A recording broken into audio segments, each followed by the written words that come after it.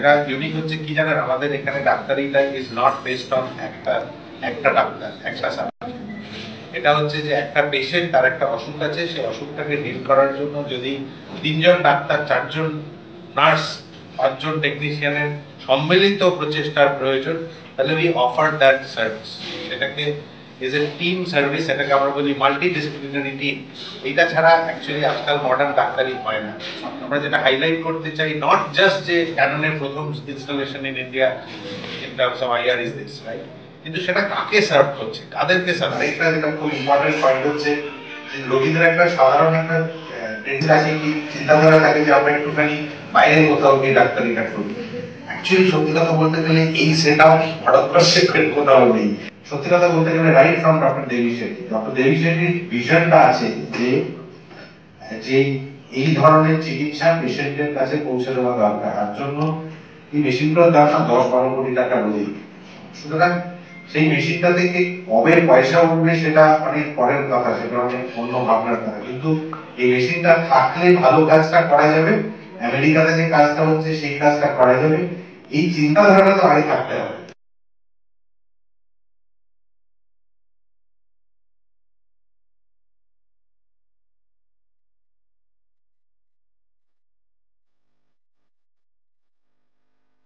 মানুষের তো এই এই জিনিসের সম্বন্ধে অ্যাওয়ারনেস নেই। আমরা যে ডাক্তারিটা হয়, আমরা যে ডাক্তারিটা করি, তাদের কাছে যে অপশানটা আছে, ধরুন যে কোনো একটা প্রবলেম, মানে যে কোনো প্রবলেম না, এই যে 100টা লিস্ট আপনাকে দেখানো, ওখানে দেখিয়েছিলাম আমি। ধরুন আপনি যদি যে কোনো একটা সিস্টেম, ধরুন একটা গাইনোকোলজি, একটা মেয়ের ফাইব্রয়েড আছে, কিংবা একজন বয়স্ক ভদ্রলোক, তার একটা প্রস্টেট আছে, কিংবা কারোর ভ্যারিকোজ ভেইন আছে, দাগা দাগা ভেইন আছে, তার জন্য তার ব্যথা হচ্ছে, কিংবা তার ধমনীটা বন্ধ হয়ে গেছে, ডায়াবেটিস আছে, পায়ে একটা আলসার আছে।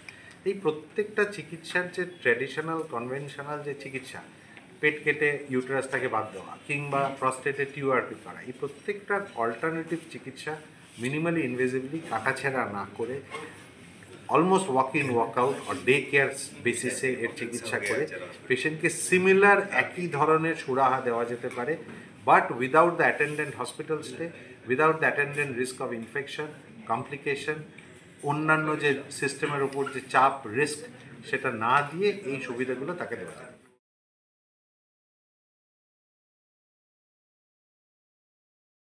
দেখুন, একটা ডাক্তারির জন্য একটা অসুস্থ মানুষ তার তার কাকা, পিসে, মাসি সবাইকে নিয়ে লুচি আলুর দম না খেয়ে তাকে যদি ইডলি আর ধোসা খেতে যদি বাইরে যেতে হয়, ধরুন আমি কথার কথা বলছি, why would they want to go outside their own circumstances, তাদের নিজেদের যে পরিকাঠামো তার বাইরে থেকে গিয়ে কেন তারা করাতে চাইবে, যদি তারা জানে এই এই মেসেজটা তাদের কাছে থাকে যে এই চিকিৎসাটা এখানে ইজিলি অ্যাভেলেবেল, কোথাও মানে in a lot of cases বাইরের চিকিৎসার অ্যাভেলেবিলিটির থেকে বেটার। হ্যাঁ, ইকুইভ্যালেন্ট তো বটেই বেটার, শুধু আমাদের সাবজেক্ট কেন, আমাদের আশেপাশের সাবজেক্টের ক্ষেত্রেও মানে সেটা সত্যি যে তার বাইরে গিয়ে চিকিৎসা করার প্রয়োজন নেই।